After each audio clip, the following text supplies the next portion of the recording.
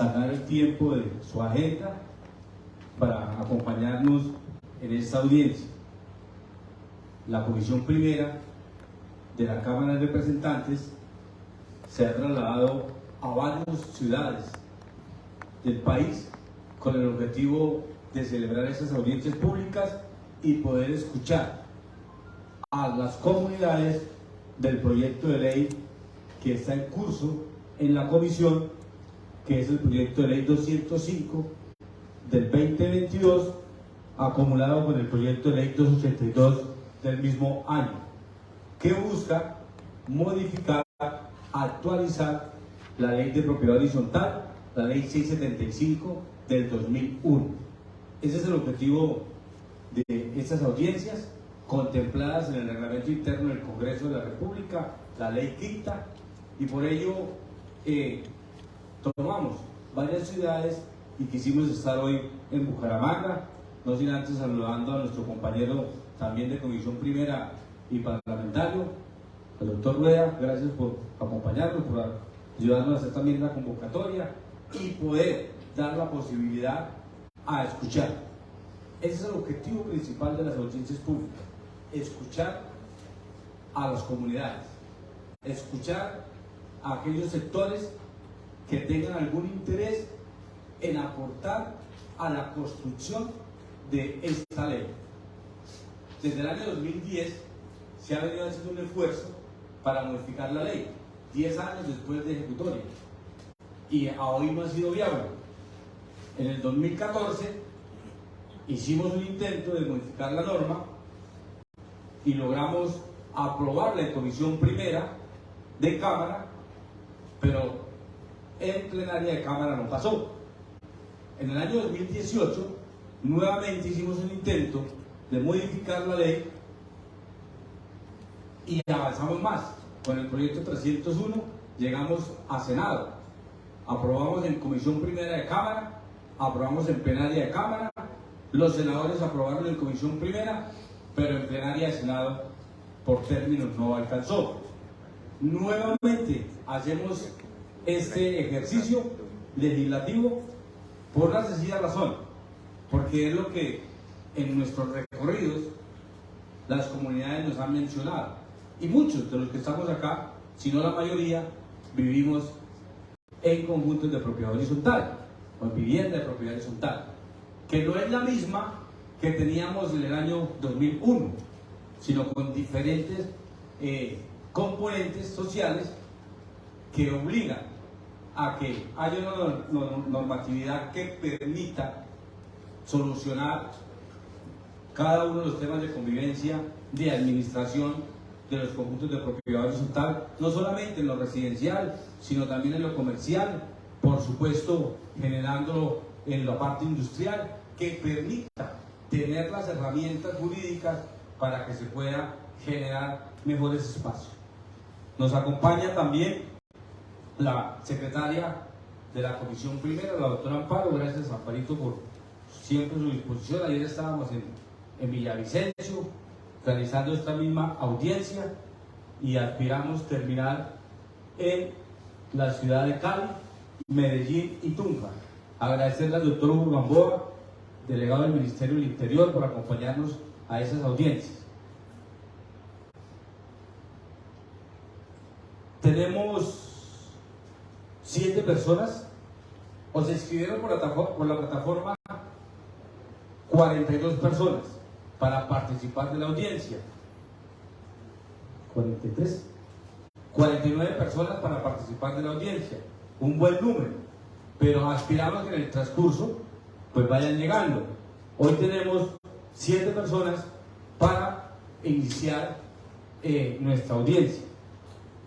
Reiterarles que el objetivo de la audiencia pues es escucharlos a ustedes, como lo he venido reiterando en mi intervención, en poder formular las mejores herramientas que permitan no solamente enmarcar dentro de la norma aquellas conductas que hoy vemos. Por ejemplo, ayer nos decían en Villavicencio, aquí hay vivienda de interés social en propiedad horizontal y la tradición es el caballo, y hay gente que los del primer piso dejan su caballo ahí, dentro del conjunto, porque pues es su apartamento, pero tampoco el administrador tiene una herramienta para decirle a él, venga, si es su apartamento y es su conjunto, tiene la posibilidad de tenerlo al frente, pero no debe tenerlo al frente por esto y esto y esto. Entonces son falencias que hoy tiene la norma. Hoy el tema de las mascotas no es tan relevante como hace 20, 22 años. Y eso necesita una normatividad, ¿cierto? Igual en otros temas de administración. Nos han dicho en muchísimas de las audiencias, debemos de tener que los administradores tengan una formación idónea en el proceso de propiedad horizontal, porque muchos de ellos tienen toda la voluntad de hacer su trabajo, tienen toda la voluntad de ayudar, pero no conocen el tema financiero ni contable, y ahí es donde se generan los problemas. También nos han hablado del registro único. ¿Dónde vamos a registrar nuestros conjuntos de propiedad horizontal? Pedir un certificado de existencia es imposible, que nos lo entreguen cuando realmente lo necesite el propietario o la persona interesada. Y así sucesivamente hemos venido escuchando cada una de estas situaciones. También el seguimiento o el control o vigilancia que se deben de tener sobre estas juntas o sobre los consejos de administración, además de la asamblea. Creemos que esos proyectos de ley pues van a mejorar muchísimo el comportamiento y por supuesto la convivencia en estos conjuntos de propiedad horizontal. Hemos escuchado también en muchos lados el tema de la vivienda turística en los conjuntos de propiedad horizontal, que es una constante en muchos escenarios, y ahí generamos unas políticas que aspiramos que se puedan mejorar para la redundancia, para que haya algún lineamiento claro. Pero la idea aquí no es que nos escuchen a nosotros, sino nosotros escucharlos a ustedes, ¿cierto? Quiero darle el uso de la palabra a mi compañero Rueda para que dé su saludo, pues por supuesto esa reflexión. Bueno, muy buenas tardes para todos y para todas. Agradecerle y darle una bienvenida a los miembros de la Comisión Primera, de manera muy especial al representante Óscar Sánchez, a su equipo de trabajo, a la doctora Amparito, que es la secretaria de esta comisión tan importante dentro del Congreso de la República. Pero de una manera especial agradecerle a cada uno de ustedes por sacar un espacio de su valioso tiempo para acompañarnos en esta audiencia pública que es de vital importancia, sobre todo para ustedes, porque sé que la mayoría son administradores de conjuntos residenciales y que es una necesidad imperiosa hoy avanzar en la regulación de ciertos aspectos que quizás no se habían tenido en cuenta y que las mismas dinámicas y los cambios sociales han llevado a que se tengan en cuenta hoy y que les faciliten también a ustedes el administrar de esta propiedad horizontal. Y es una realidad imperiosa porque, según las cifras del DANE, más del 60% de la población pues hoy está viviendo en propiedad horizontal, y tenemos nosotros que darles a ustedes las herramientas para que podamos, lograr esos estándares de convivencia que son tan requeridos en estos espacios, y que pues que nos dé una guía, una ruta para solucionar las controversias que se han venido presentando, y que ustedes tengan también las herramientas, como lo había venido mencionando el doctor Óscar. Quiero celebrar esta iniciativa, hacer el trabajo que han venido haciendo ustedes en la página de la Cámara de Representantes. Pueden consultar todos los antecedentes que llevan a la consolidación y presentación de este proyecto de ley. Sé que es un trabajo que vienen realizando no de hace un par de meses. Yo tuve la oportunidad de ingresar al Congreso de la República el 20 de julio del año pasado, y en ese orden de ideas, en estos 6 meses, pues una vez empezamos a conversar con el doctor Óscar Sánchez y con los demás compañeros, pues este proyecto del cual ellos venían trabajando tiempo atrás llamó la atención de Álvaro Rueda, y hoy pues somos también coautores de esta iniciativa, y estaremos pues atentos a escucharlos a cada uno de ustedes. Realmente estos espacios, como lo han manifestado, es para escuchar a la ciudadanía, es para escuchar a los actores que realmente están vinculados con esta necesidad imperiosa. Nosotros allá podemos hacer las leyes, pero allá no nos las sabemos todas y no conocemos cuál es la realidad, o quizás conocemos una parte de la realidad, pero ustedes son los que nos dan los insumos para mejorar este proyecto de ley y que las disposiciones que allí se consagren y que el día de mañana entremos a debatir en la comisión primera y en la plenaria, pues sean aquellas que realmente satisfagan esas necesidades que se están presentando en los diferentes conjuntos, en su actuar, en su desarrollo pues como administradores y demás. Muchísimas gracias a ustedes por acompañarnos, a ustedes por estar atentos, por sacar parte de su tiempo, y yo creo que más palabras acá sobran porque venimos a escucharlos a ustedes. De antemano les presento excusas porque tendré que ausentarme en el transcurso de la audiencia, pero yo creo que acá nuestro coordinador ponente, quizás, ya digo que es coordinador ponente, el doctor Oscar Sánchez, es el que en últimas también se va a encargar de presentar ante la comisión primera esa ponencia que entraremos a debatir.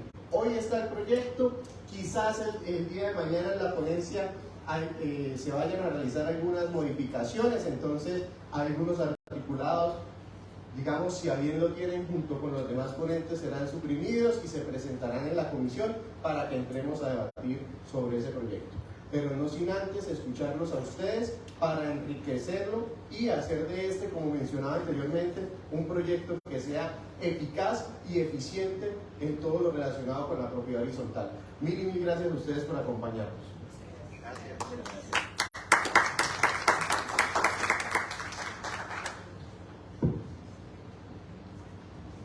Gracias, mi doctor Rueda. Bueno, entonces a lo que vinimos. Vamos a colocar como unos lineamientos para las intervenciones. ¿Cuáles serán? Primero, las ponencias que ustedes hoy van a les pedimos el gran favor, nos las envíen al correo que ustedes tienen, que está en la página, porque eso nos va a servir, por supuesto, de los insumos que vamos a trabajar con los demás coordinadores del proyecto. Conmigo somos 10. Todas las fuerzas políticas de la comisión están representadas en las ponencias. Nosotros tenemos la coordinación, pero también autores y ponentes de otros movimientos. En este momento hay 11 personas que van a intervenir.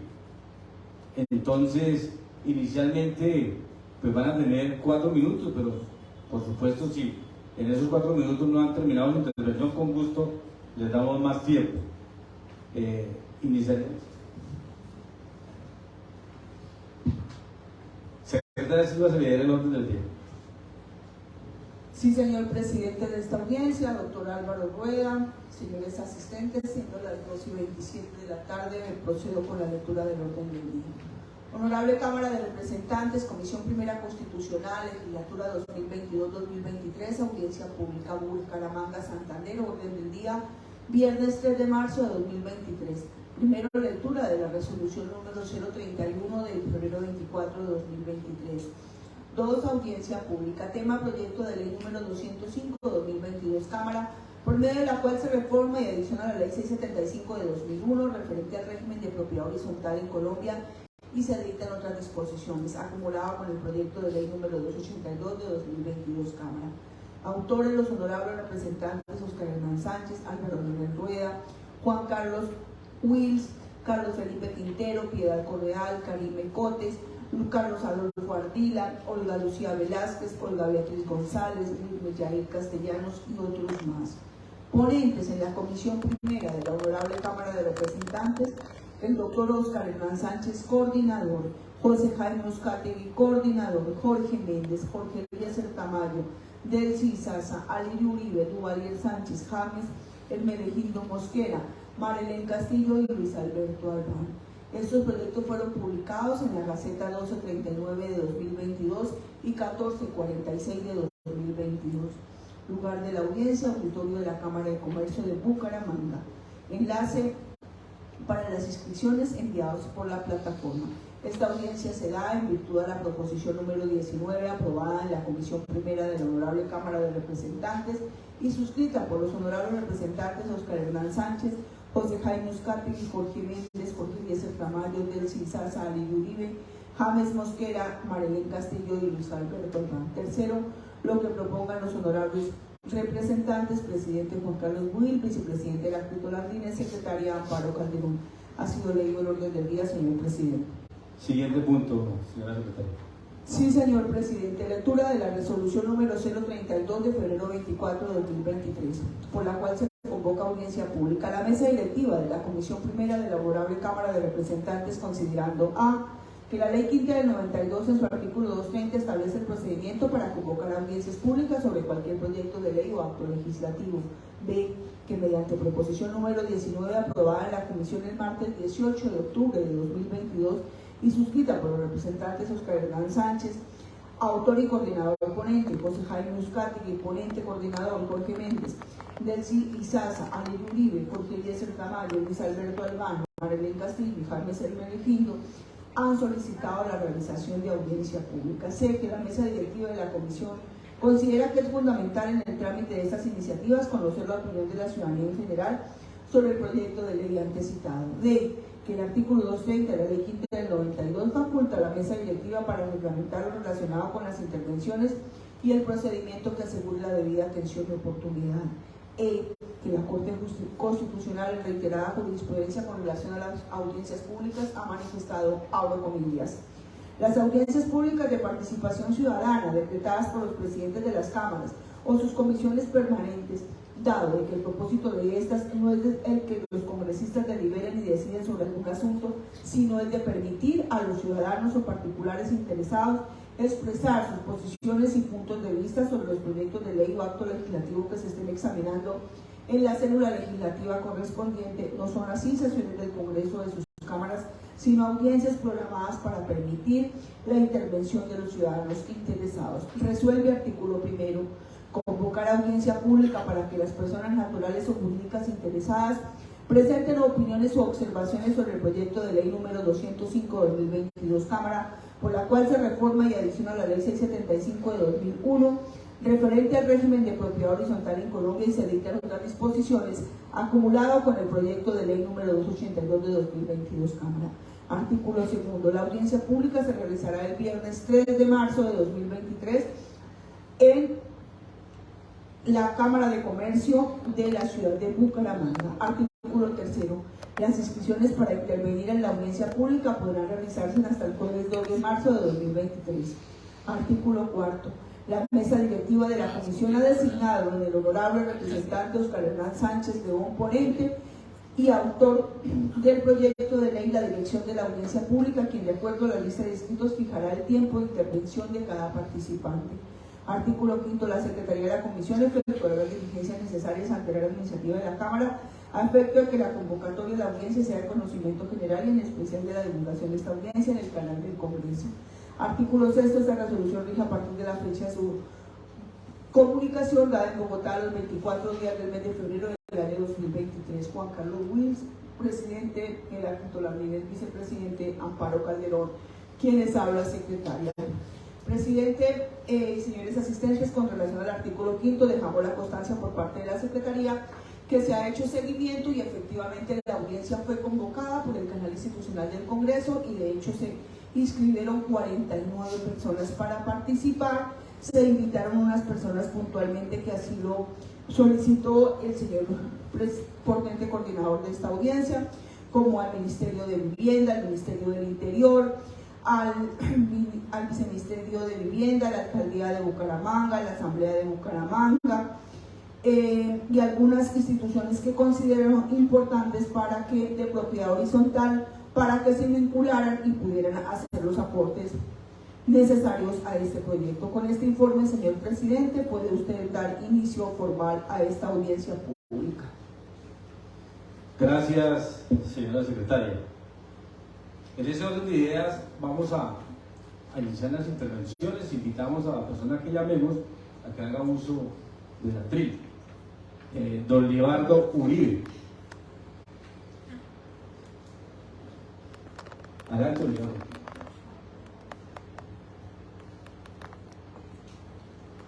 Y se alista Maya Consuelo Fuentes.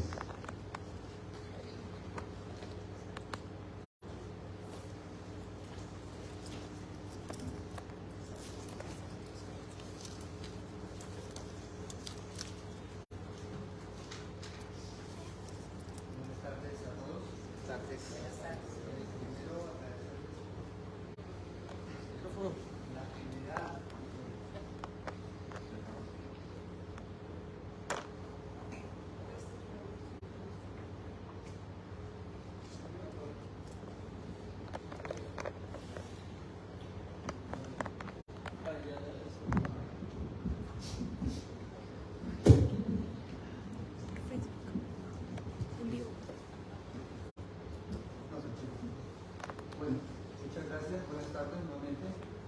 Gracias por haber generado esta actividad aquí en la ciudad de Bucaramanga. Nosotros en Santa María tenemos muchas inquietudes respecto de este proceso y participamos, o al menos yo y la doctora ya participamos activamente en la mesa de trabajo anteriores. Estuve leyendo los procesos, las leyes, y encontramos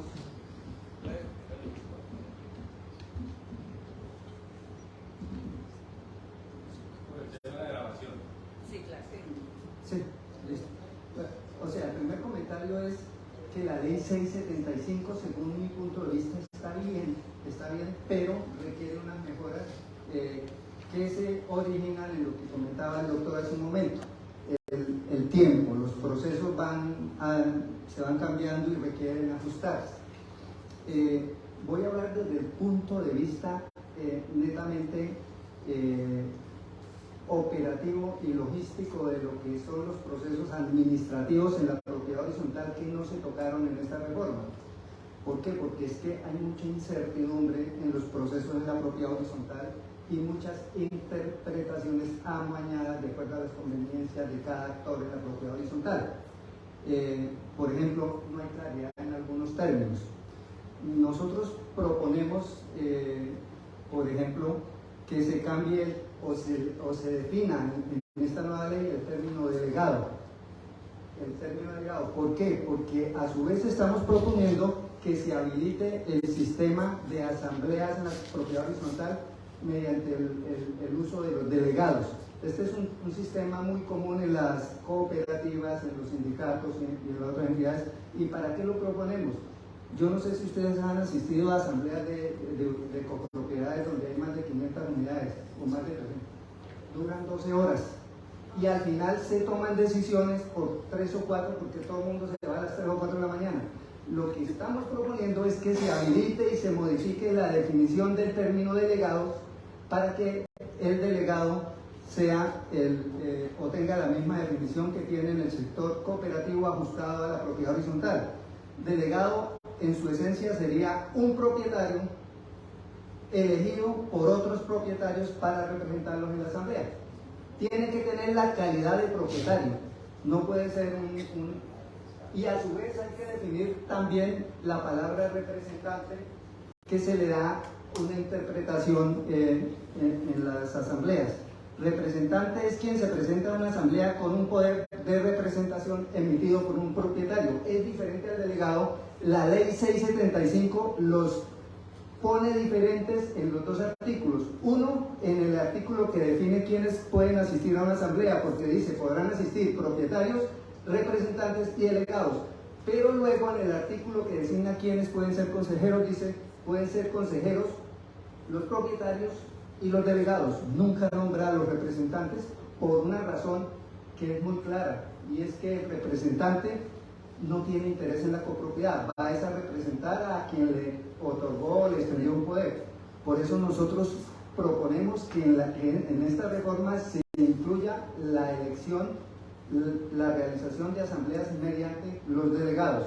¿Para qué? Es que no tiene sentido realizar una asamblea en una copropiedad de más de 500 unidades. O sea, es engorrosa, no se cumple con los procesos y demás. A su vez habría que darle unas características especiales a los delegados y definir en una asamblea con un coeficiente, con mayoría calificada, ¿cómo va a ser el proceso de elección de los delegados en cada copropiedad? Ese es el sistema para habilitarlos. Ahora bien, las copropiedades ahora necesitan ser clasificadas. No hay una clasificación de las copropiedades, todas se tratan de la misma manera, pero no funcionan diferente. Mi empresa se ha especializado en copropiedades industriales y comerciales, ¿cierto? Y una asamblea de una copropiedad industrial o comercial es diferente a una asamblea residencial. ¿Por qué? Porque, por ejemplo, los poderes de una empresa puede ser propietaria en una propiedad industrial y quien va a representarla es alguien que sí recibe un poder, pero que tiene un vínculo con esa empresa. Cosa diferente a extenderle un poder a una persona en una unidad residencial, ¿cierto? Entonces, por eso se debe generar y se debe determinar cómo van a operar las asambleas en las copropiedades residenciales y cómo van a operar en las industriales y en las comerciales. Debe haber una normatividad. Hay un artículo que sí les quiero pedir el favor que toquen, y es el artículo que tiene que ver con las asambleas por derecho propio, porque ese artículo ha sido un juguete para quienes tienen la habilidad de darle múltiples interpretaciones a las cosas. El artículo más o menos dice: si no se hubiera realizado, que es imperativo, se tuvo que haber hecho entre los 3 primeros meses, se podrá convocar el primer día del mes siguiente. Pero perdón, el artículo que define las asambleas dice que se tiene que realizar en los 3 primeros meses.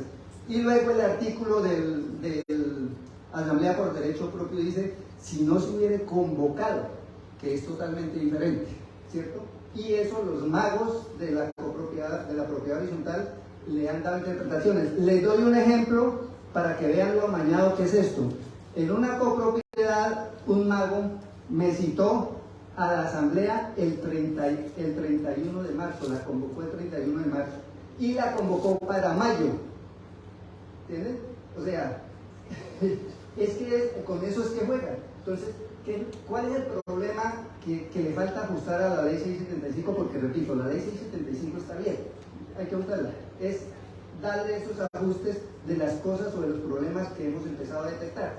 Es eso, por ejemplo, esa palabrita hay que cambiar convocado por si no se ha realizado. Con solo eso ya se soluciona el problema. Ahora bien, yo traigo, como usted dijo, 4 minutos, me toca dejar de nombrar estas 16 páginas de observaciones que tengo. Pero sí quiero hacer una intervención muy importante, muy importante respecto de la vivienda turística. Y la hago porque yo personalmente fui afectado por ese fenómeno. Les doy el ejemplo para que ustedes dimensionen. En mi conjunto, que tiene 440 unidades,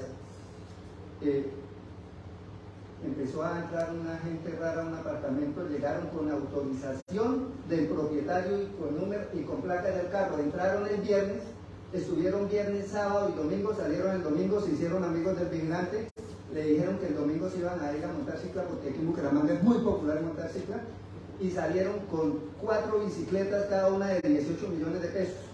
Se las robaron. Al final, cuando se fue a averiguar, las placas del carro eran falsas, era un carro robado, se robaron todo eso, y el problema que le generaba a la copropiedad es gigantesco. ¿Por qué? Porque se está queriendo vincular a las propiedades que tienen su uso residencial como de interés turístico, y eso nos va a afectar a todas las personas que vivimos y le hemos dado o que adquirimos una copropiedad para darle uso residencial. ¿Por qué nos afecta grandemente? Porque nos cambia las condiciones, primero, con las que compramos esa vivienda. Segundo, cambia y genera un cambio, y estas reformas que ustedes han presentado incluyen esos cambios económicos para la copropiedad. Empecemos a hablar nada más de los seguros. Si una copropiedad toma el uso de turística, tiene que modificar sus seguros, no porque lo exige los seguros de las áreas comunes, sino la actividad del turismo, que el doctor debe conocer, ¿cierto? Para usted prestar servicios turísticos debe tener unos seguros especiales. Ahora, se hace necesario analizar el factor de afectación económica.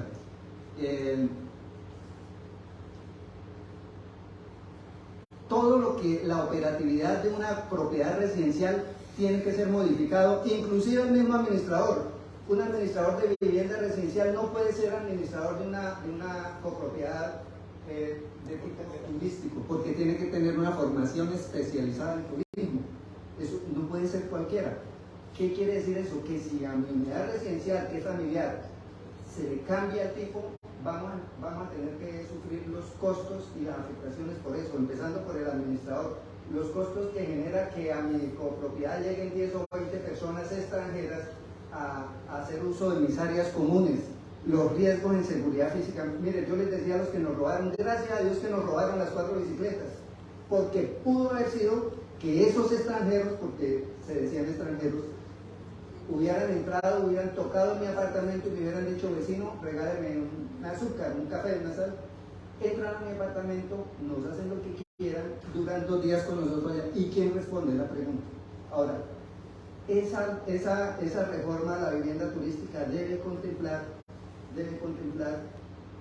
yo no me pongo la vivienda turística, además me parece un buen negocio. Ya hicimos los cálculos.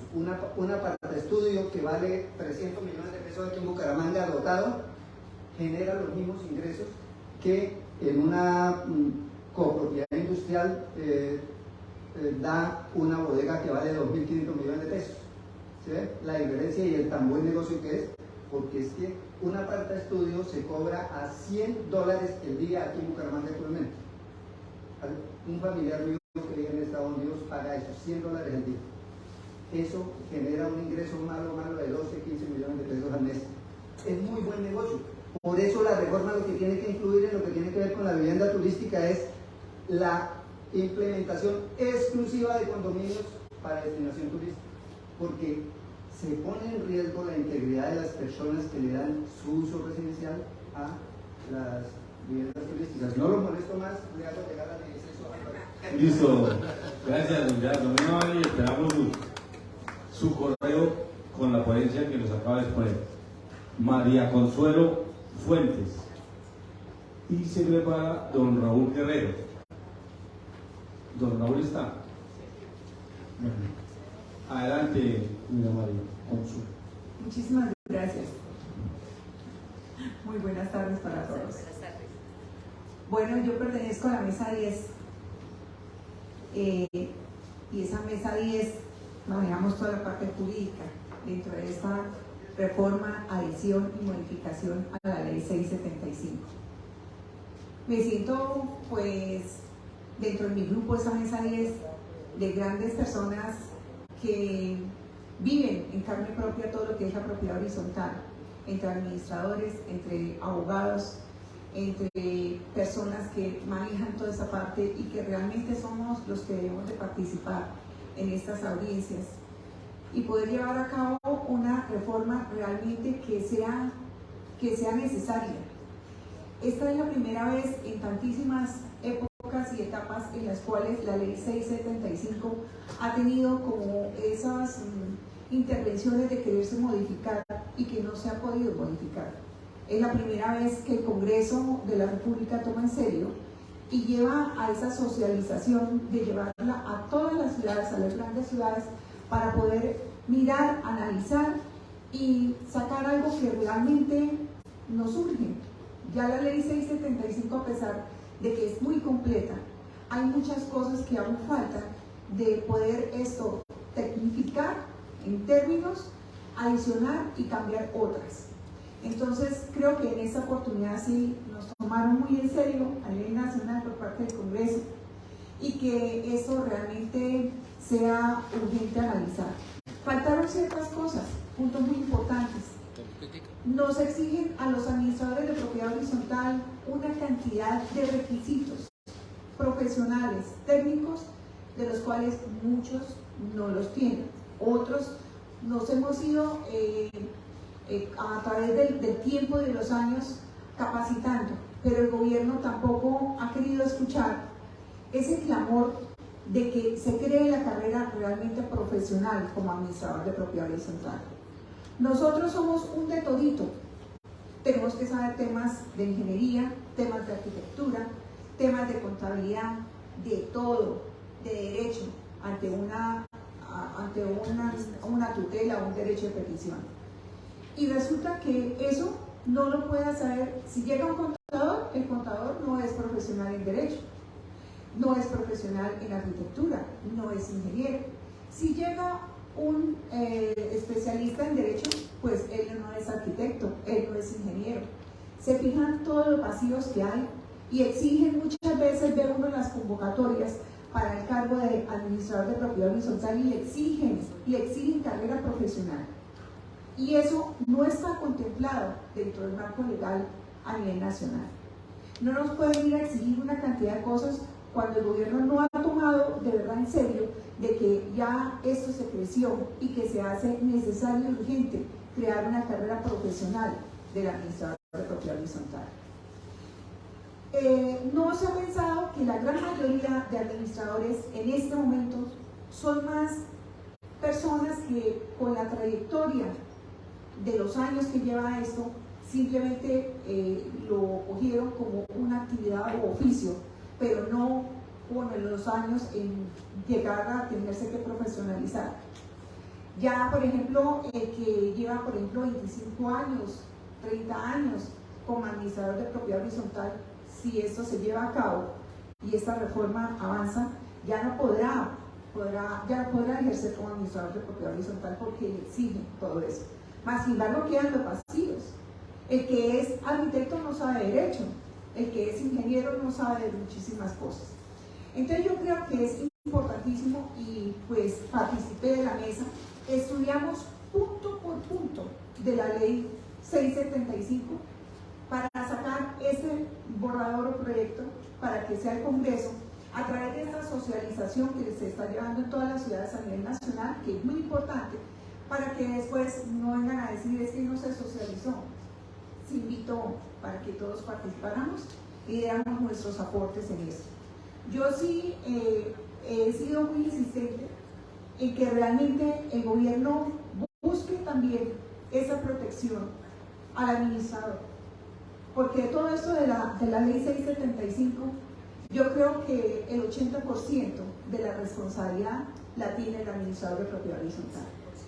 Sobre él recae todo. Sobre él recae la responsabilidad tan grande que tiene al momento de firmar ese contrato de prestación de servicios. Sobre él recae cualquier cosa que suceda dentro de cualquier copropiedad a nivel nacional. Y lo otro, no hay limitantes. No hay un limitante que se lleve en que ese copropietario que hace parte de esa asamblea también asuma una responsabilidad de esas agresiones continuas y ataques hacia el administrador de propiedad horizontal. No tenemos en este momento una agremiación como lo tiene, por ejemplo, a nivel comercial, la Superintendencia de Sociedades, que es el que agremia todas las empresas, donde ellas allá van los socios, las personas afectadas. Nosotros no tenemos.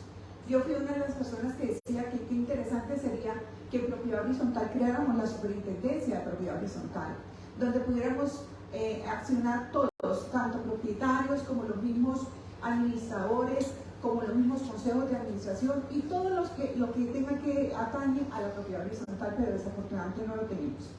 Ojalá que en esa oportunidad pues el Congreso, con ese análisis que se hizo profundo y ese estudio que se hizo profundo de esa reforma adición a la propiedad horizontal, de verdad logremos empezar a trabajar y a mejorar día a día en este gran proyecto que tenemos a nivel nacional.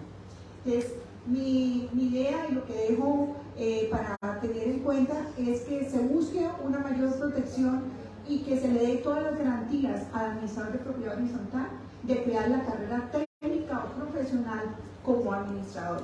que ya no nos exijan que tengamos que tener, que nos digan qué sanciones disciplinarias. Este día veía yo una convocatoria que manifieste si tiene sanciones disciplinarias. ¿Quién nos va a sancionar?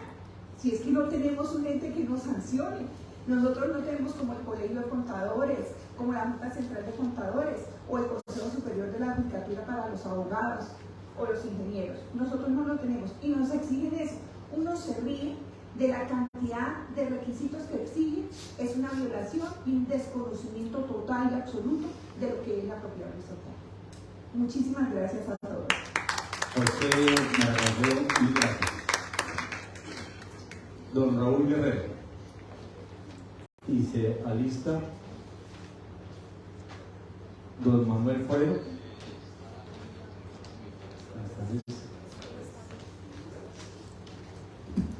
Bueno, muy buenas tardes.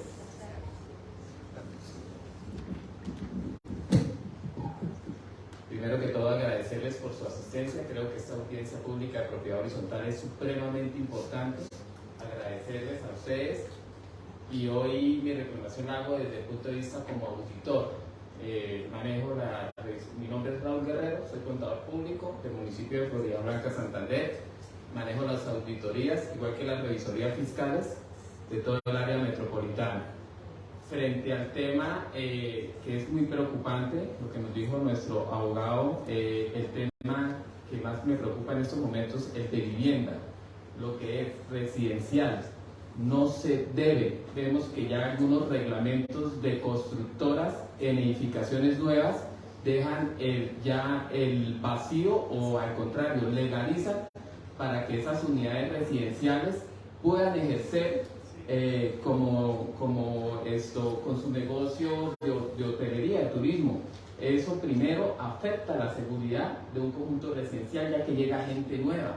Eso no puede suceder. Segundo, es una competencia desleal contra los hoteles y contra el mercado comercial. Entonces creería que es supremamente importante que eso no se le vaya a dar viabilidad. Y en esos reglamentos no pueden estar por encima de la ley, ya que efectivamente vemos muchas constructoras en edificaciones nuevas en toda la área metropolitana que las incorporaron.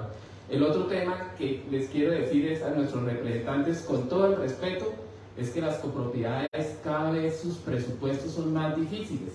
Yo creería, a veces algo muy triste, la verdad, llevo ya 20 y pico años en propiedad horizontal y estoy muy desanimado porque veo un alto nivel de administradores, contadores, revisores fiscales y desafortunadamente con los presupuestos tan altos, ¿en qué sentido? Eso es lo que necesitamos que el gobierno nacional se pronuncie, nuestro representante, en especial de Santander, porque nosotros manejamos volúmenes de residentes en las copropiedades. Es un tema amplio y estamos haciendo precisamente esas reuniones frente a ese tema para que la gente tome conciencia, los consejeros, y que ellos nos ayuden a socializar con todas las unidades residenciales. ¿En qué sentido?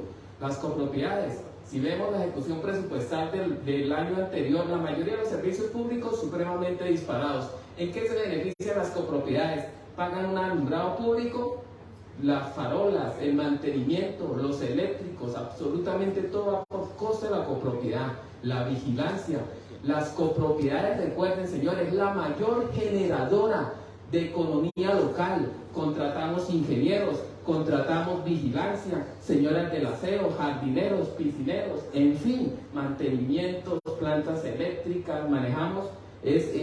Yo lo que quiero que entienda el gobierno nacional, igual que nuestros representantes, es que las copropiedades son la gallinita de los huevos de oro. Y al contrario, por ejemplo, yo en el municipio de Floridablanca, la verdad me tiene muy molesto el tema de los impuestos, de las declaraciones que hacen las copropiedades esperando la sanción. Olvídense, si las copropiedades lo que hacen es le mejoran la seguridad al municipio, ya que ellos son responsables y de su bolsillo pagan una seguridad, un aseo. Al contrario, entonces estamos cancelando un alumbrado público. ¿En qué se beneficia? El servicio del agua también. Cuando hay algún daño, precisamente una cuota extraordinaria y los copropietarios saquen de su bolsillo, porque en eso sí se libre de responsabilidad. Todas las empresas de servicios públicos, algo que es copropiedad, ellos deben arreglarlo. Entonces, ¿qué es lo que están jugando el gobierno? A decir, no, las copropiedades no se deben hacer porque no es negocio. sigan siendo unidades y asuma el gasto o el costo de mantenimiento, ahí sí el gobierno nacional. Entonces es un tema álgido que necesitamos que nuestros representantes revisen y que dejen de seguir porque los presupuestos ya no aguantan.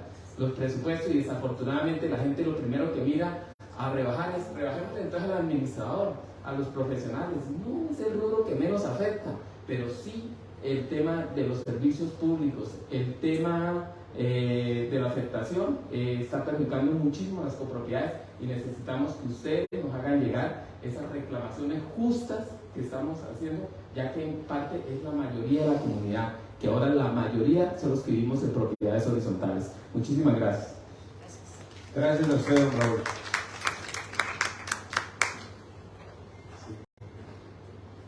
Don Manuel Forero, especialista Hugo Gamba. Tomantilla, buenas tardes. Buenas tardes. Buenas tardes. Presentarte, bueno, doctora. Bueno, como todos, agradecerles estos espacios. Yo ya he estado en algunos virtuales que se hicieron antes, desde el año pasado, antepasado. Desafortunadamente, por tanta gente no se ha podido intervenir. Voy para agilizar un poquito la cosa, voy a leer lo que les voy a enviar, adicionalmente a otras cosas más bien para agilizar y para no perder de pronto la. Entonces, primordialmente, ya sabemos todos que la actual ley, aunque el amigo Leonardo dice que sí está bien diseñada la ley, eso le falta mucho a la ley, la verdad. La ley no funciona correctamente. Yo vengo desde el punto de vista no como administrador, sino como usuario, como propietario de un conjunto, de un condominio, que aunque todos crean que eso es belleza, resulta que tiene muchos problemas precisamente en la administración, que ustedes ya sabrán aquí, Ritoque Condominio. Entonces, en ese sentido, como propietario, me he sentido muchas veces, ¿cómo lo digo?, sin quien lo ayude a uno en el sentido de las situaciones que se pasan. La actual ley no funciona correctamente. El usuario propietario o residente no tiene cómo defenderse de atropellos y permanece oprimido y descuidado. Propuestas necesarias de incluir. En el caso del título 3 de las unidades inmobiliarias cerradas, la normativa respecto al manejo de las denominadas UIC, unidades inmobiliarias cerradas, ha quedado muy corta y se debe ampliar suficientemente. Veo que en estos dos proyectos, del 205 y el 282, no se habla mucho de eso. Entonces, sería recomendable que vieran esos 10 o 15 ítems que tiene la ley 675 actualmente y ampliaran eso y vieran cómo esto lo dejaron como un capítulo allá metidito en un rinconcito y la verdad, con eso juega mucho. Sí, como decía el amigo Vivado también, lo digo porque con él hemos charlado mucho sobre este aspecto. Sacan, los avivatos cogen lo que les interesa y lo interpretan de la forma como ellos quieren. Entonces, la verdad es que esa figura de UIC se usa para manipular y controlar sin ningún control del usuario propietario o residente, quien es excluido por la forma como se administra. Administración, digamos así, como de dos pisos, donde el primer piso no recibe la información directa de la Administración General de la UIC. Entonces, ¿qué tenemos en el condominio allá? Tenemos nosotros los usuarios, abajo en las asambleas de los conjuntos, después entonces se nombra, digamos, un delegado o el presidente del comité, del consejo del conjunto, es el que nos representa ante la asamblea de la UIC, pero lo que se decide en la asamblea muchas veces de esa UIC no llega al usuario, ni tampoco se escucha al usuario en esa asamblea superior donde se toman todas las decisiones de todo el condominio. Entonces ahí hay una situación de inconformismo donde se aprovechan en determinado momento para manipular todas las cosas.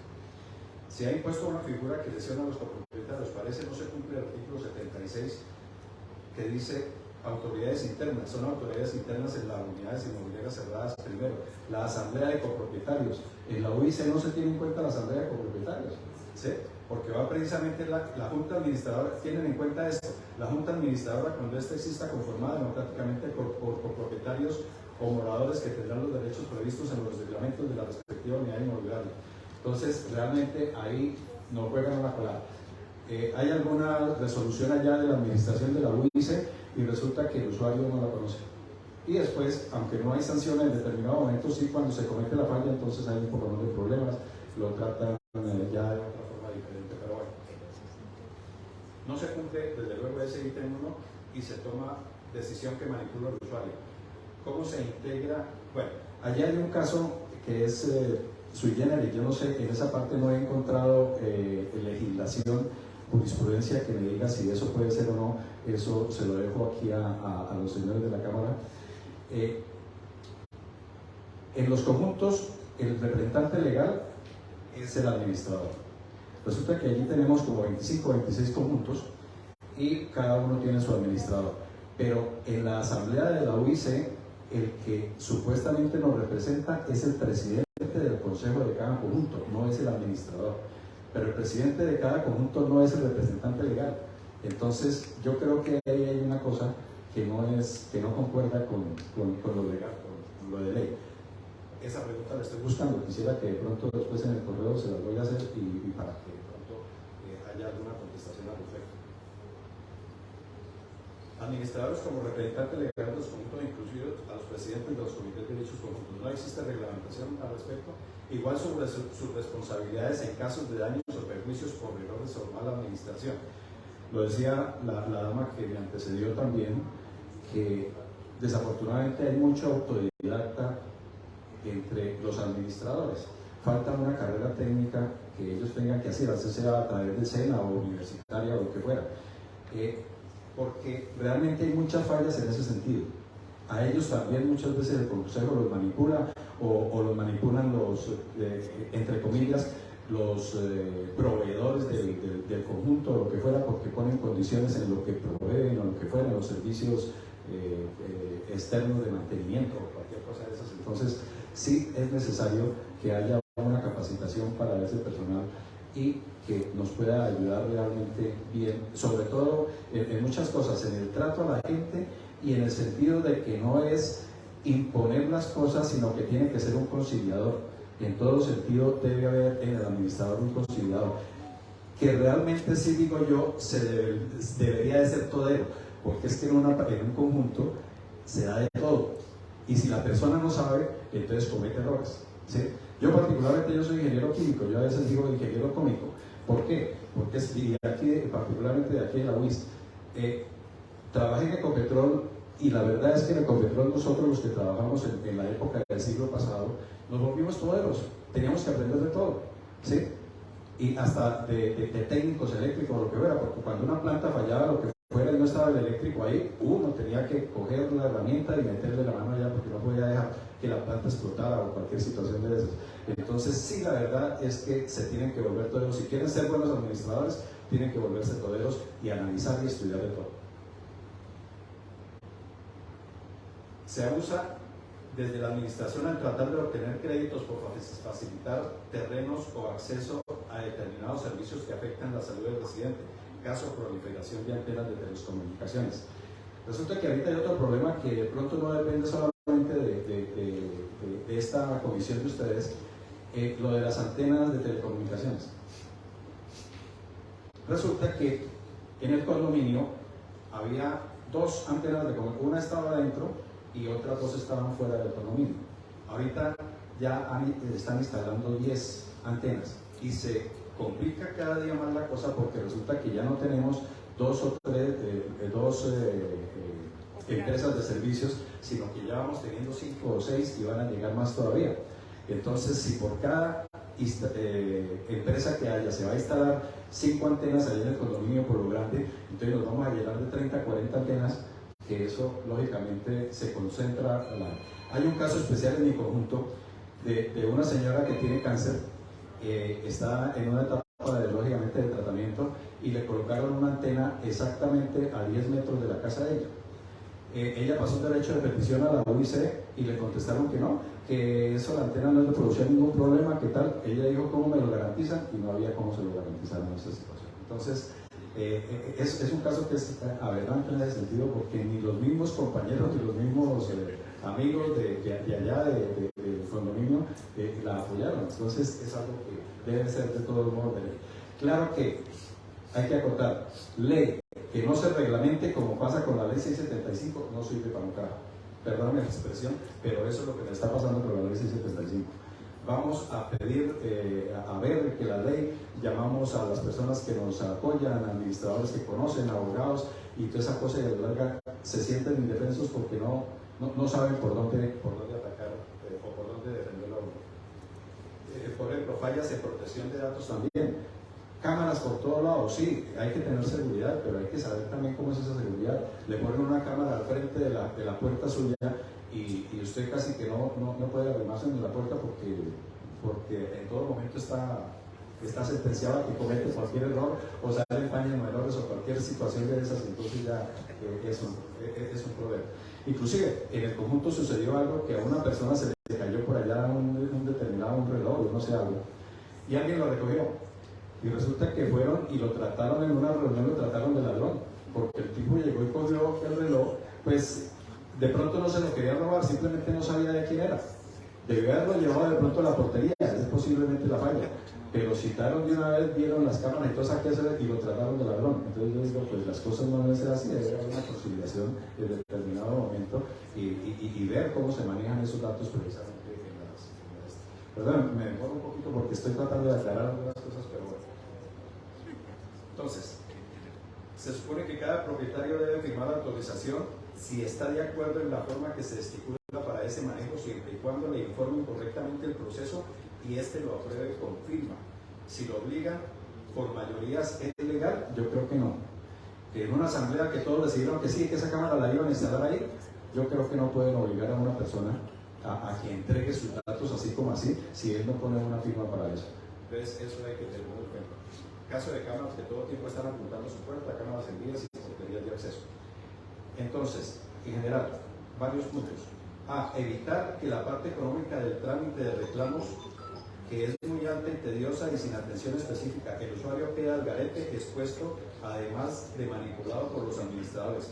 Hay buenos administradores, conozco muchos buenos, pero desafortunadamente también se encuentran muchos que realmente uno no los desea.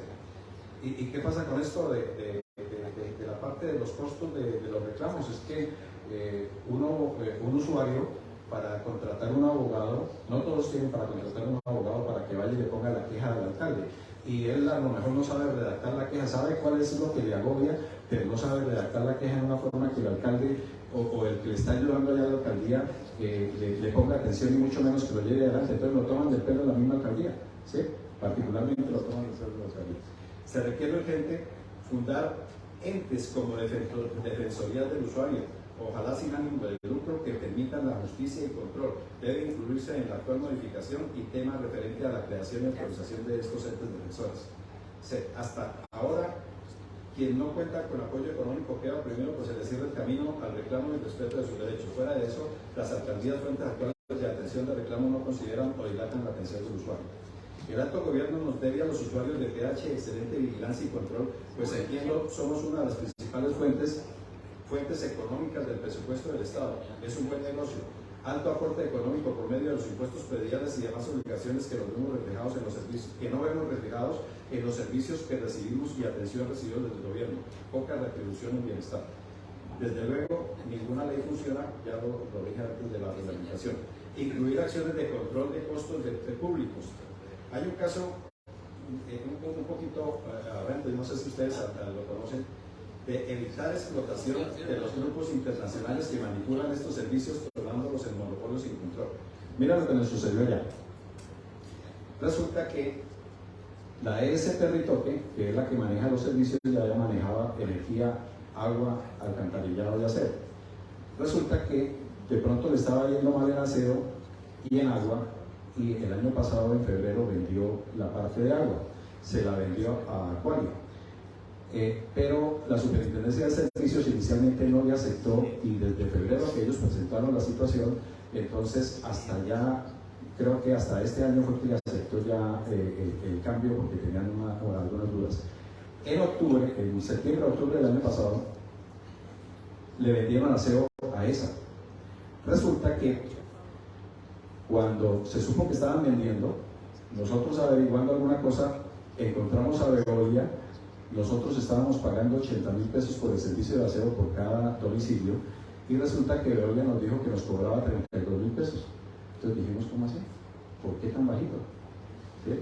Entonces ya conocimos la ley, porque desafortunadamente los usuarios y a veces los administradores ni siquiera conocen la ley tampoco, de eso de los servicios públicos, de cómo es que lo decretan. Entonces hay unas tablas que dicen que están entre esta gama y esta gama. Pues como allá supuestamente todos tienen plata, y entonces pues les cobraban lo máximo. Y se formó el escándalo cuando Veolia vino a cobrar menos. Pues ¿qué pasó? Muchos de los propietarios le firmaron a Veolia para que fuera el que le comprara a la ESP, y resulta que la ESP no lo tuvo en cuenta, ¿sí? Entonces ahora nos está obligando, a los que firmamos a Veolia, nos está obligando a quedarnos con ese. Nosotros, aunque esa bajó el precio, decimos pues que eso no debe ser así porque nosotros ya decidimos, entonces no están haciendo la situación. Perdón, ya casi... Un minuto, don. Incluir acciones Le da pena con los demás intervinientes. Incluir términos que eviten el abuso del usuario. Seleccionar el caso de Acero de Florida Blanca, de Doctor Fidesa, de Boya, que era muy importante. Muy deseable, y esto es muy importante, que se elimine todo tipo de politiquería e intereses particulares y en realidad se piense en el bienestar y disminución de trámites al tiempo que se optimiza el servicio de atención en PH. Se debe incluir la orientación pragmática, práctica, la ejecución o la realización de las acciones y no solo teoría. La verdad es que el actual 675 no lo cumple, se quedó solo en teoría, dejando indefenso al usuario. Que se incluya considerar prioritariamente y tener en cuenta al propietario y al residente como actor principal, pues es quien paga finalmente. Se nos invite a las siguientes sesiones en el Senado o Cámara y que realmente se llegue a un consenso con el objetivo de optimizar el servicio y bienestar del usuario y del propietario. Nos ponemos a disposición para integrar grupos nacionales y regionales para terminar de concertar el proyecto con la idea de que prontamente esté en aplicación una vez se haya aprobado la optimización de la ley. Eso era lo que quería, esto se lo voy a mandar con otras aclaraciones adicionales. Perdóname el tiempo, pero la verdad es que esto tenía que decirlo, muchos de ustedes a lo mejor no lo conocían, pero es bueno que lo conozcan. Gracias. A ustedes, don Manuel, muy amable, y esperamos sus comentarios en la plataforma. Hugo Gamba. Y se prepara Andrés Rueda.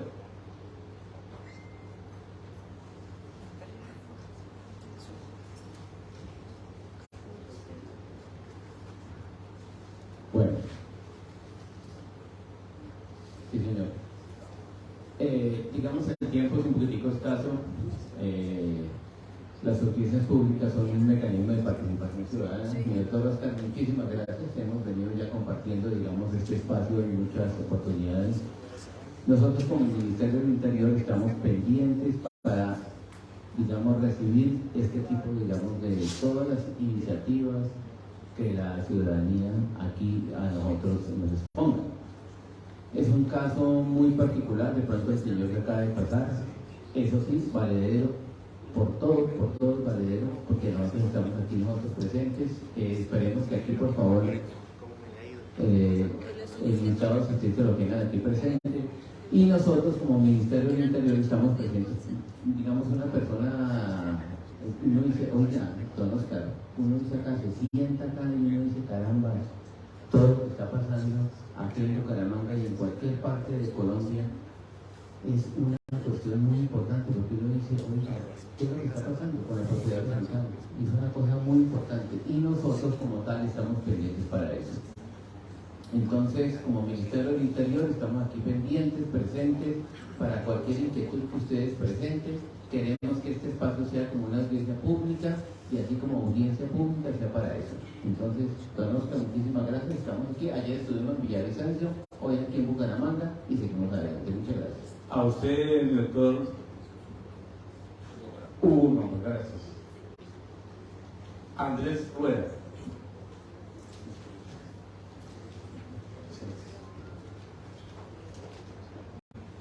Socialista doña Gloria. Así es. Adelante.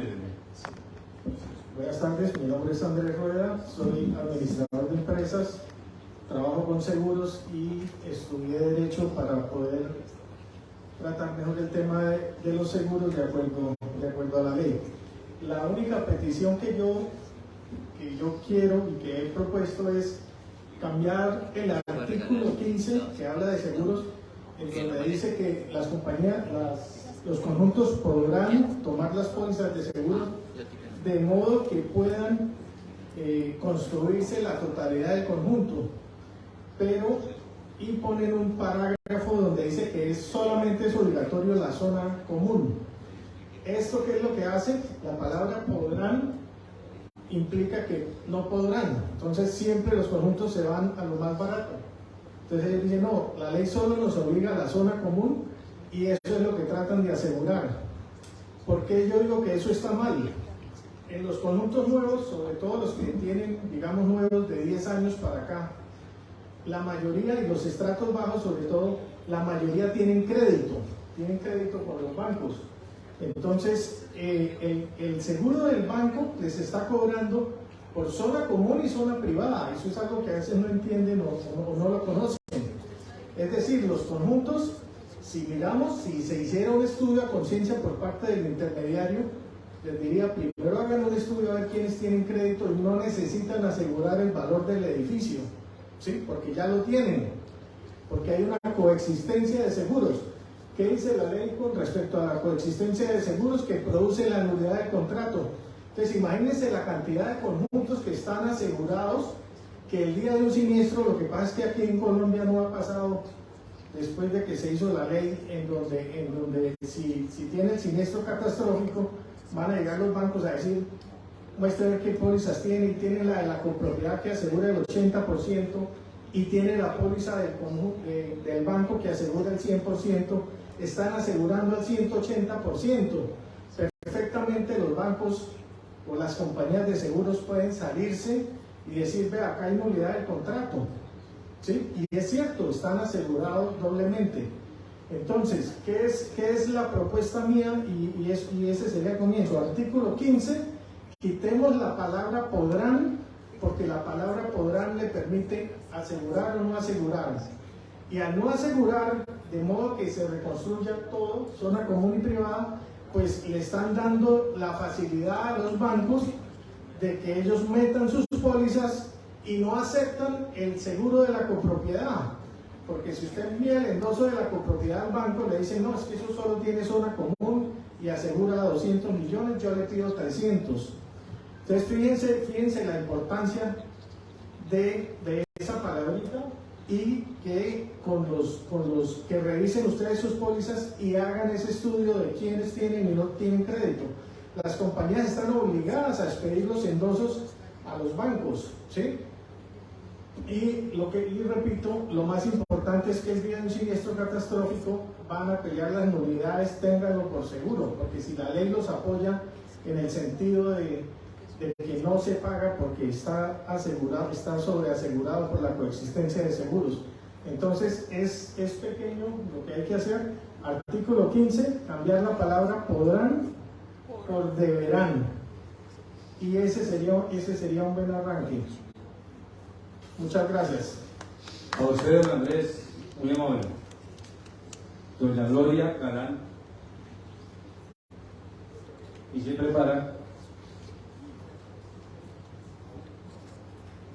Juan Pablo Rangel. Buenas tardes.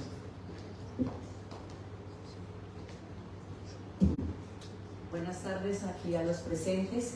Es de verdad para mí un privilegio poder estar en esta audiencia pública.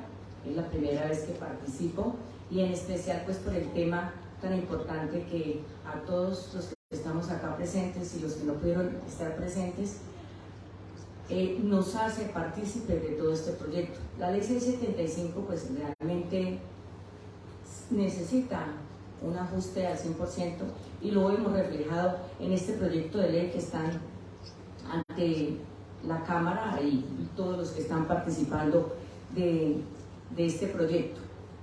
Uno de los aspectos importantes que se tienen, ya hemos hablado pues de forma muy, digamos, particular o de acuerdo a nuestras experiencias vividas, porque todo esto lo componen prácticamente con experiencias vividas de acuerdo a los conjuntos que hemos logrado administrar.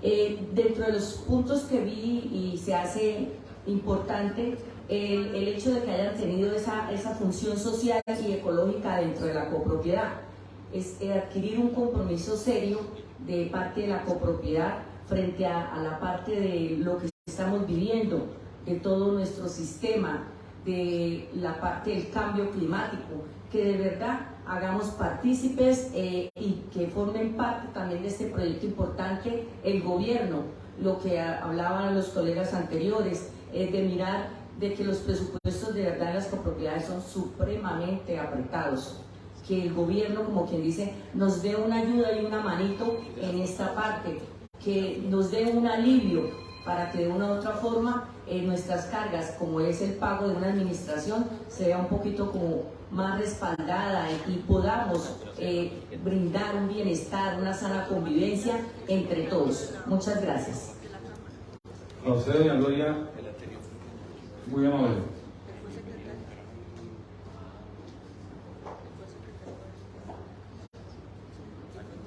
Don Juan Pablo Rangel y se le prepara Laura Franco. Buenas tardes. Bueno, muy buenas tardes para todos. Ya como escucharon, mi nombre es Juan Pablo Rangel Barrera. Yo soy profesional universitario del Instituto de Vivienda de Interés Social y Reforma Urbana de Bucaramanga y Pilbú. Alguien que trabaja muchísimo de la mano con todos los que hacemos parte de todo lo relacionado a la administración de propiedad horizontal, sobre todo en la ciudad de Bucaramanga. También vengo en representación del director del instituto, el doctor Joaquín Augusto Toba, quien pues, no pudo asistir por diferentes dificultades que tiene a nivel directivo, pero aquí pues, vengo presente en su representación. Bueno, básicamente nosotros ya radicamos unas observaciones directamente de la página institucional y nos circunscribimos a lo que nos compete a nosotros, que es la representación legal y la inscripción de propiedades horizontales. El artículo 8 de la ley 675 es la que actualmente regula ese aspecto, y en el proyecto pues, se hacen algunas, apreciaciones y ampliaciones con respecto a esa ley. Básicamente los puntos que, en resumen, para no irnos a dilatar tanto en el tema, digamos que tocamos unos puntos que nos parecen importantes que sean tenidos en cuenta en el momento de que el legislador proponga o eleve el proyecto allá en la Cámara de Representantes. El artículo 8, en el primer parágrafo, daba, digamos así, legalmente la función o la facultad para que los entes territoriales hicieran esa inscripción y certificación, y permitía que hiciera una delegación de dicha función el ente territorial para que, en el caso como el nuestro, como Instituto de Vivienda, pudiéramos ejercer dicha función. En ese párrafo inicial, en el proyecto de ley, se suprime esa facultad. A la vista de nosotros consideramos que puede generarse algún vacío, ¿sí? Y consideramos que debe sostenerse y debe mantenerse esa expresión, ya que al generar el vacío, pues se puede llegar a considerar que ya pierde, digamos, esa facultad el ente territorial. Ese primer punto. Otro punto es en lo relacionado a ciertas expresiones. De hecho, el espíritu de la norma de la ley 675 contempla que la inscripción se profesa sobre la persona jurídica de la propiedad horizontal y la certificación de existencia pues, sobre su administrador o representante legal y revisor fiscal. En la propuesta de la ley, en algunos apartes, incluso cito textualmente, expresa: para la inscripción del representante legal de la propiedad horizontal se deberá previamente, etc. Vemos que ahí se genera una contradicción, porque realmente la inscripción no recae sobre el administrador, sino sobre la persona jurídica de la propiedad horizontal. Consideramos que debería incluirse más bien la expresión para la certificación de la existencia y representación legal. Digamos que afinemos un poco y ajustemos esos términos para que más adelante no se nos generen controversias y vacíos en la norma. Otro aspecto a destacar es que en el artículo, digamos, se establece una condición para poder certificar la existencia de representación.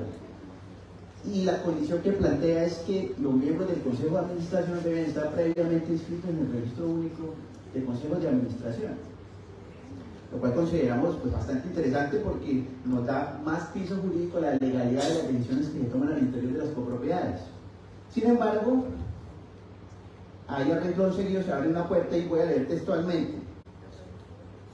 Dice: y o la delegación consentida del administrador, en consonancia con el Código Civil. Eso nos deja también cierto vacío, porque mi interpretación es que se puede suplir ese registro de consejos de administración con un mandato que puede elevarse en cabeza como mandatario del administrador, pero no nos dice cómo operará ese mandato, qué solemnidad tiene, qué alcances tiene. Realmente sería bueno que revisáramos y afináramos de pronto el concepto y cuál es el espíritu que se quiere con esta incorporación. Otro aspecto interesante es que la ley combina a los entes territoriales, en este caso, a que establezcan una plataforma, un sistema para que se haga digitalmente todo el procedimiento de certificación. De hecho, nosotros como instituto, yo creo que aquí tenemos bastantes usuarios de la entidad, bien saben que hemos trabajado y llevamos casi 4 años haciendo unos grandes esfuerzos para que constituyamos una plataforma, se digitalice el procedimiento y a la fecha hemos avanzado enormemente, tan es así que el certificado lo expedimos digitalmente y se les remite por correo electrónico a los ciudadanos. Pero pues, también es cierto que hay que ampliar un poquito esa plataforma, requiere unos esfuerzos económicos a nivel de software, a nivel de capacidad de memoria, etcétera, porque nada más una escritura de constitución de reglamento, ¿cuántos folios no tiene para que se digitalice y esté en una base de datos que sea, digamos, segura y sólida? En ese orden de ideas planteamos que está muy bien esa incorporación, pero sí consideramos prudente de que exista un término, un plazo para que los entes territoriales se puedan acoger a dicha directiva. Consideramos y proponemos 2 años para que se haga efectivo esa operación. Otro aspecto a resaltar es que la ley también propone que transcurridos, o mejor, el certificado de existencia se entiende que es una solicitud, una petición formal a una entidad, en este caso pública, y en ese orden de ideas nosotros siempre le hemos dado los términos establecidos por la ley para dichas peticiones respetuosas, de conformidad con la ley 1755 y hemos aplicado los 15 días hábiles que establece la ley. En el proyecto de ley se propone y se expresa que debemos cumplir esos términos. Me parece que es sólido, porque el legislador seguramente lo que quiere es que las entidades sean juiciosas, ¿sí? Cumplan con su deber y en un término prudente evitan esas certificaciones. Pero a su vez también a renglón seguido, digamos que resalta o nos hace una mención o aumenta la ley en relación a las sanciones que puede acarrear la entidad si no pide esas certificaciones en término, lo cual también aceptamos. Sin embargo, consideramos que eso ya está arreglado, está definido con la ley y creemos que no sería necesario que se relacionara en la ley. Se puede suprimir porque ya está arreglado y es conocido por la norma y es de obligatorio cumplimiento. De hecho, hay otras acciones como las constitucionales, también por vía de tutela, etcétera, que pueden también procederse o son, digamos, efectivas en estos casos por parte del ciudadano. Otro aspecto importante y que de repente no está incluido en el proyecto, pero sí me gustaría que revisáramos, y es el artículo 47 de la ley 675 vigente. En un parágrafo le da una función a los entes territoriales, y es en los casos en que el propietario o el interesado no se le aporten copias de las actas de reuniones. Ahí refiere la ley que el ente territorial tiene una facultad de requerir a ese administrador para que dé cumplimiento de esa función, a ese deber. Y así lo hemos nosotros desarrollado. De hecho, a nosotros nos lo solicitan, nos ponen de manifiesto. Nosotros lo que sí solicitamos es que haya una prueba siquiera sumaria de que una negación por parte de ese administrador, y procedemos a hacer el requerimiento. Sin embargo, el parágrafo a renglón seguido establece que en el evento en que se incumpla ese requerimiento, pues se aplicarán sanciones a nivel policivo. Pero en el caso particular, en la práctica, hemos encontrado que pues no son tan efectivas porque la autoridad de policía pareciera que no tuviera el conocimiento pleno de esa función, no la tienen reglada, el Código Nacional de Policía tampoco hace una mención de ello, y se nos quedan varios vacíos en cumplimiento de esa exigencia. Entonces la propuesta de nosotros son dos. Una, pues que atendiendo a que, y no sé si me equivoque, pero la ley así lo propone en el proyecto, esos consejos de administración también van a tener una delegación o una función relacionada con la inspección y vigilancia al interior de las copropiedades. ¿Por qué ese consejo de administración no sea el responsable de hacer esos requerimientos y trasladar, so pena de que no se dé cumplimiento al mismo, a la autoridad de policía competente? Y lo otro, que se adicione un texto, proponemos puede ser el siguiente, después de que se establece que es una función o una sanción de carácter policivo, el siguiente: las autoridades administrativas locales en materia de control policivo implementarán los mecanismos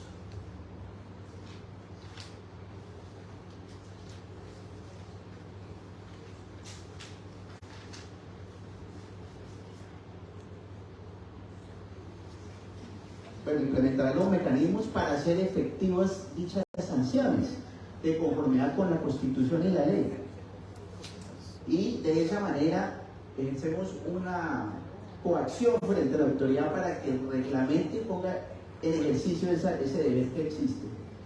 Finalmente, hay muchos temas realmente que no son del resorte del instituto, pero sí los han tratado, temas relacionados con esa misma inspección, vigilancia y control. Yo creo que debería también reglamentarse, si esto se llega a materializar, reglamentarse cómo sería ese procedimiento, ese debido proceso, esas sanciones que llega a emitir un consejo, qué alcance pueden tener. Por ejemplo, en el caso de nosotros como instituto, si nos llega, por ejemplo, una decisión de un consejo de administración con el fin de que no certifiquemos a Pedro Pérez como administrador, es de obligatorio cumplimiento, ¿qué debemos hacer nosotros como entidad, por ejemplo? Otros aspectos relacionados con el registro único del Consejo de Administración, y vi que no basta la inscripción propiamente, o registro más bien, del administrador. ¿Por qué no lo estamos también llevando hasta el administrador, sino nos quedamos en el mero Consejo de Administración? Entonces, básicamente, esos son temas puntuales. El tema de la parte profesional, es importantísimo que los administradores tengan la posibilidad de que se les abran las puertas por parte del gobierno nacional de poder acceder a propuestas académicas que los formalicen a nivel educativo. ¿Sí? Y temas que desde el punto de vista del instituto estamos dispuestos a apoyar. Entonces, muchísimas gracias a todos por su atención, y de parte del INVIRBU seguimos trabajando en equipo para dar cumplimiento a todas las funciones que tenemos y las que tienen ustedes al interior de todas las copropiedades. Muchísimas gracias. A usted, doctor Juan Pablo, y esperamos que con la plataforma nos envíe sus comentarios. Laura Franco. Y se prepara Pedro Ortiz. Don Pedro. Bueno, muy buenas tardes para la mesa directiva, buenas tardes para los presentes. Yo soy abogada de un parque industrial, Zona Franca Santander. Nosotros, dentro de Zona Franca, existen unas propiedades horizontales que tienen una naturaleza de efectos de parque industrial. Escuchando, y efectivamente desde la experiencia, es necesario que los proyectos no solamente estén encaminados en propiedad horizontal de vivienda. Este proyecto debe estar encaminado en tres momentos o en tres fases.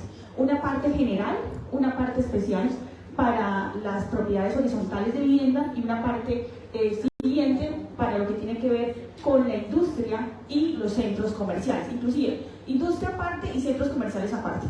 Ahora bien, es importante también tener de presente varias situaciones particulares.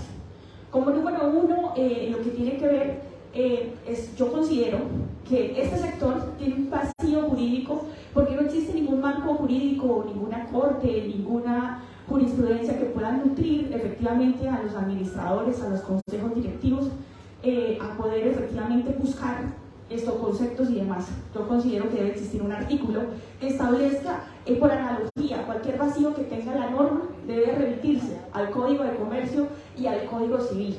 Y por supuesto vincular a los administradores a que hagan parte de la Ley 222 en lo que es la función y los deberes y derechos del administrador. ¿Por qué lo digo? Porque es que cuando usted impugna un acta, llega ante un juez municipal y hasta ahí llega. Entonces es vinculante que entre también desde el Código de Comercio, que se entre en los conceptos de la Superintendencia de Sociedades, vinculantes para que en las asambleas de las copropiedades se puedan vincular. Porque no se cometen muchos errores es porque le damos la libertad a que el abogado interprete la norma a su antojo, desconociendo efectivamente la necesidad de ir a otras áreas del conocimiento para nutrir esos vacíos que ya tienen como resueltos. Ahora, también es pertinente que se establezca en la norma lo importante, porque como administradores son de diferentes áreas, no solamente abogados, hay algunos administradores que desconocen que la Constitución política es norma de normas y que en todo su reglamento debe estar. Desconocen que en el régimen disciplinario debe garantizarse el debido proceso, que el poner un aviso allá, eso genera una afectación de buen nombre.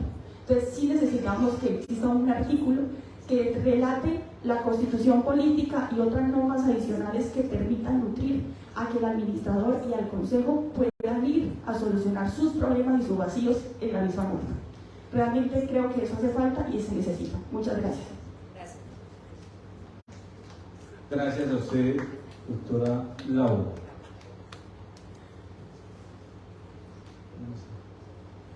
No sé si de las personas que están en el auditorio, las que están inscritas ya participaron. Si alguien que esté en el auditorio desea participar, con gusto le damos el uso de la palabra. Adelante.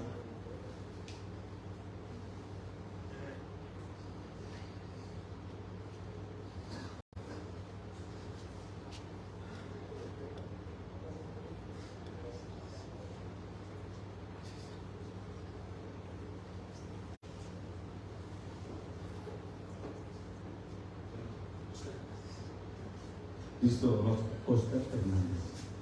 Muy buenas tardes a todos. Mi nombre es Oscar Hernández, soy abogado, pero vivo en la ciudad de Bogotá y pues me invitaron a este foro, a esta audiencia pública.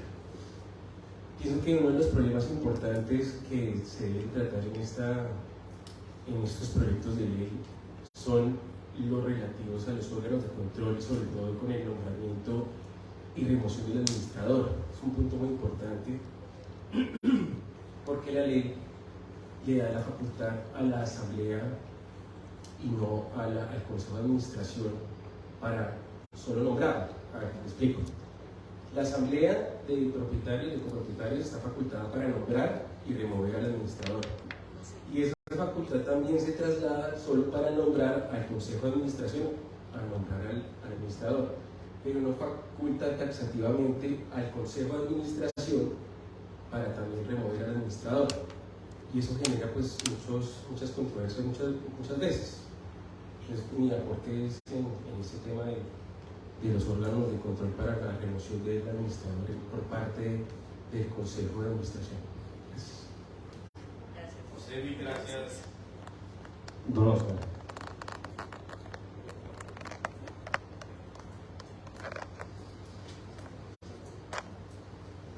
Bueno, en ese orden de ideas, si no hay más quienes deben hacer uso de la palabra, les agradecemos nuevamente la asistencia a esta audiencia y, señora secretaria, se da por terminada la audiencia. Les pedimos el favor, si nos pueden, antes de irnos, regalarnos